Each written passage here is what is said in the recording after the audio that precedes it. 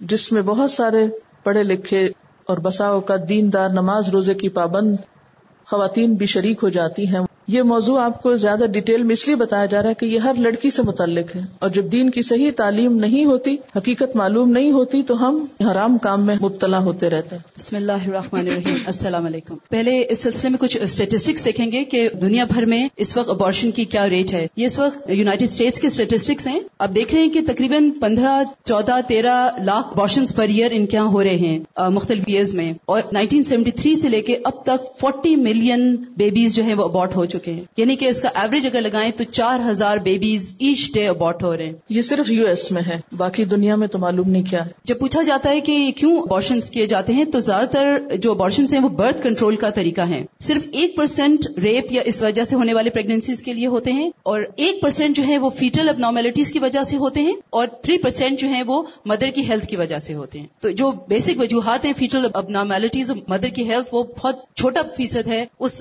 پوری تعداد کا جو بچوں کو ابارٹ کیا جاتا ہے. جو وجوہات دیکھی گئی یو ایس میں کہ کیوں عورتیں چوز کرتی ہیں ابارشن، تو 25% نے کہا کہ وہ چائلڈ بیئرنگ یعنی کہ بچے پیدا ہونا وہ ابھی ڈیلے کرنا چاہتی ہیں. 7% نے کہا کہ وہ بچے نہیں چاہتی اس لیے کرائے. 21 نے کہا کہ وہ افورڈ نہیں کر سکتی. 10.8 نے کہا کہ ان کی جاب یا ایجوکیشن جو بچے کی وجہ سے ڈسٹرپٹ ہوتی ہے اس لیے نہیں چاہتی. 14 نے کہا کہ ان کے جو پارٹنر ہے اس کو یا ریلیشن شپ میں کوئی مسئلہ ہے جس کی وجہ سے وہ نہیں چاہتی. 2.2% جو تھی وہ اس لیے بہت ینگ لڑکیاں تھیں اس کی وجہ سے پیرنٹس نے کہا کہ کرا لیں. 2.8% ہیں جو کہ مٹرنل ہیلتھ کی وجہ سے ہو رہی ہیں، اور بچے کا جو رسک ہے وہ 3.3% ہے. تو یہ وجوہات سامنے آتی ہیں. پورے ورلڈ کے جو ہم اسٹیٹسٹکس دیکھتے ہیں تو اپروکسیمیٹلی 46 ملین ابارشنز ہر سال ہوتے ہیں، یعنی کہ 46 بیبیز جو ہیں وہ نہیں پیدا ہو پاتے. اس کا اگر پر ڈے ہم دیکھیں تو 1,26,000 پر ڈے.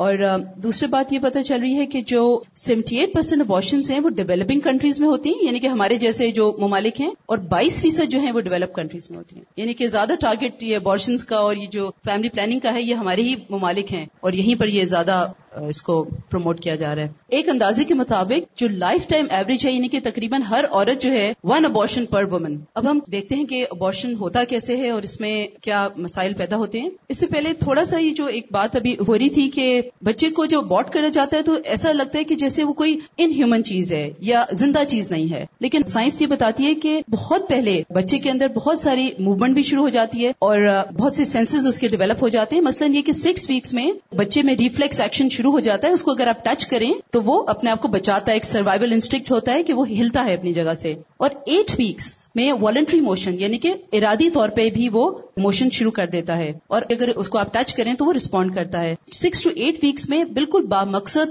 پرپز فل کوآرڈینیٹڈ موومنٹ جو ہے وہ شروع ہو جاتی ہے، اور اگر اس کے کلے کے اوپر ٹچ کریں تو وہ رسپونڈ کرتا ہے، اپنی بیک کو آرچ کرتا ہے. 15 ویک پہ کہتے ہیں کہ پورا جسم اس کا سینسیٹیو ہوتا ہے، کہیں بھی آپ ہاتھ لگائیں تو وہ رسپونڈ کرتا ہے. 12 ہفتے میں ٹیسٹ ڈیولپ ہو جاتا ہے. 9 سے 13 ہفتوں میں اسمیل کی اس کا سینس جو ہے وہ ڈیولپ ہو جاتا ہے. 14 ویک سے ہیئرنگ بگننگ ہو جاتی ہے، اور 14 ہفتے سے کہتے ہیں کہ پین، اینگر، پلیجر وہ سب چیزیں جو ہے وہ محسوس کرنے لگتا ہے. بلکہ ٹیسٹ کا جیسے جہاں بات تھی تو میں پڑھی تھی کہ انہوں نے کہا کہ جب ماں کی خوراک اس تک پہنچ رہی ہوتی ہے تو جب سلائن یا نمکین چیز ہوتی ہے تو وہ منہ بناتا ہے، اور میٹھی چیز ہوتی ہے تو وہ اس کو زیادہ اچھی طرح پی لیتا ہے. اور اسی طرح اس پہ زیادہ تحقیق نہیں ہوئی ہے، لیکن کچھ لرننگ جو ہوتی ہے وہ بھی کچھ ٹیک پلیس کر رہی ہوتی ہے، ایموشنل رسپانسز بھی ہو رہے ہوتے ہیں. تو یہ سب کچھ اس چھوٹی سی جان میں ہو رہا ہوتا ہے. یعنی کہ فیٹس جو ہے ایک لیونگ بینگ ہے، ایک زندہ چیز ہے. اچھا، اب ہم بات کریں گے کچھ in human methods of abortion. ایک تو یہ سکشن اینڈ اسپریشن کا ایک میتھڈ ہوتا ہے. میں صرف آپ کو اس کی ڈسکرپشن بتاتی ہوں. سکشن ڈیوائس یا مشین بچے کو رپ اپارٹ کر دیتی ہے، پھر ابارشنسٹ اسے رحم مادر سے کاٹ کر ٹکڑے ٹکڑے کر کے نکالتا ہے. D and C dilation and curettage. پہلے 3 مہینوں میں ایک گول سی لوپ شیپ چھری سے بچے کو ٹکڑے ٹکڑے کر کے نکالا جاتا ہے. 12 ہفتے سے لے کر 4 مہینے تک یہی طریقہ عموماً استعمال ہوتا ہے. ماں کے سروکس کو کھول کر رحم مادر میں پہنچ کر بچے کو مڑوڑ کر کھینچ کر نکالا جاتا ہے، کیونکہ وہ زندہ ہوتا ہے، وہ ہل رہا ہوتا ہے. بہت زیادہ خون ہوتا ہے. ریڑھ کی ہڈی کو پلائرز جیسے آلے سے توڑا جاتا ہے. بیبی کو بہت زیادہ تکلیف محسوس ہوتی ہے کیونکہ کوئی انستھیزیا نہیں دیا جاتا. کھوپڑی کو کچل کر نکالا جاتا ہے کیونکہ دیکھیں نارمل طریقے سے تو وہ باہر نہیں آ سکتا. اور ابھی تک یہ بات مجھے تو ریڈنگ میں نہیں پتہ چلی، لیکن میرے خیال ہے کہ انستھیزیا شاید اس وجہ سے نہیں دیتے کہ اگر شاید انستھیزیا دے دیں تو بیبی کو باہر نکالنا مشکل ہو جائے. آئی ڈونٹ نو کیا وجہ ہے، لیکن وہ لائیو زندہ بچے کو اس طرح کاٹ کاٹ کے نکالتے ہیں. اچھا، ڈائلیٹیشن اینڈ ایویکویشن کا یہ پروسیجر تھا. ایک اور طریقہ ہے جس کو سالٹ سالٹ پوائزننگ کہتے ہیں. 4 مہینے اور اس سے زیادہ کے لیے استعمال ہوتا ہے.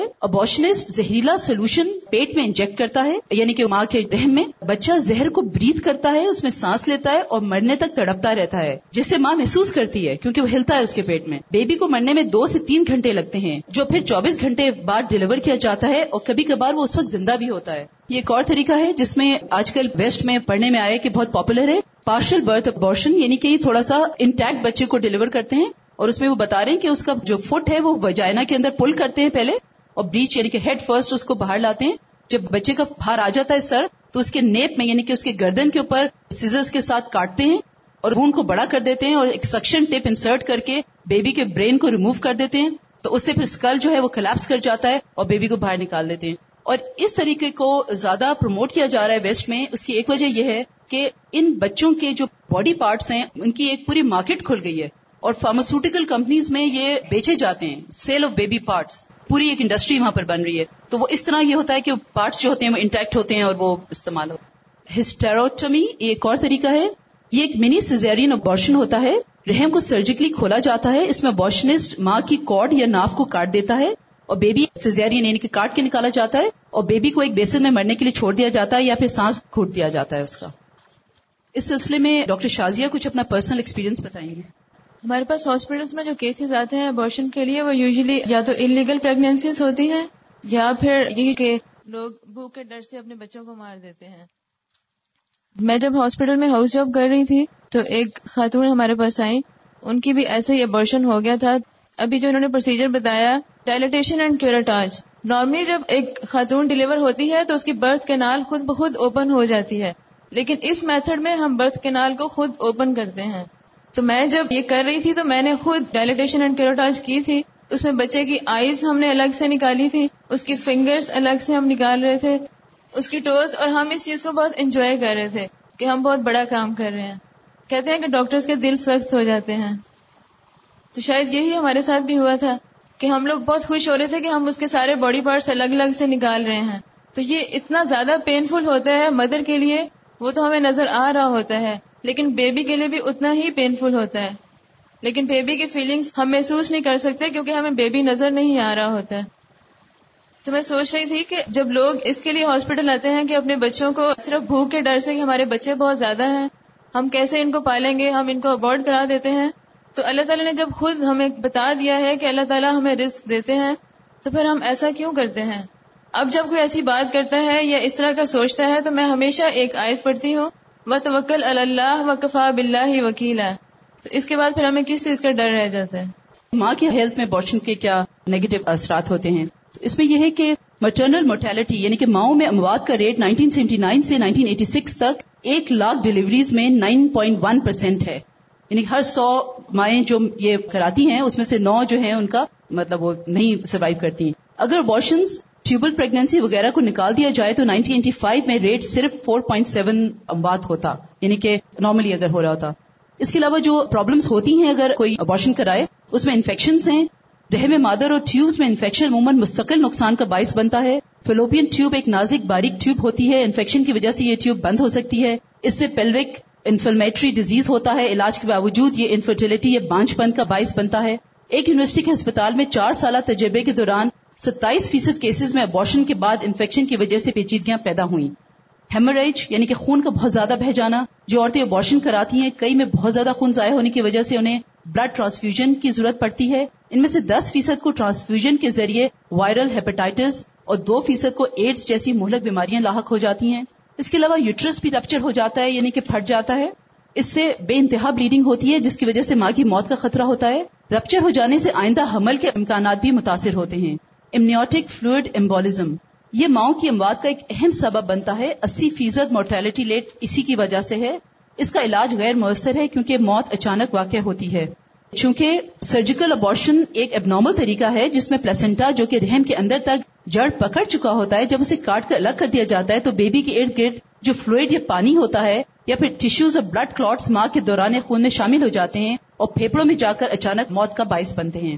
اسی طرح breast cancer institute Fred Hutchinson cancer research center کے مطابق انڈیوسڈ ابارشن کرانے والی عورتوں میں چھاتی کے کینسر کا خطرہ باقی عورتوں کے مقابلے میں 50% زیادہ ہو جاتا ہے, اور یہ خطرہ 18 سال سے کم عمر اور 29 سال سے زیادہ عمر کی عورتوں میں دگنا ہو جاتا ہے.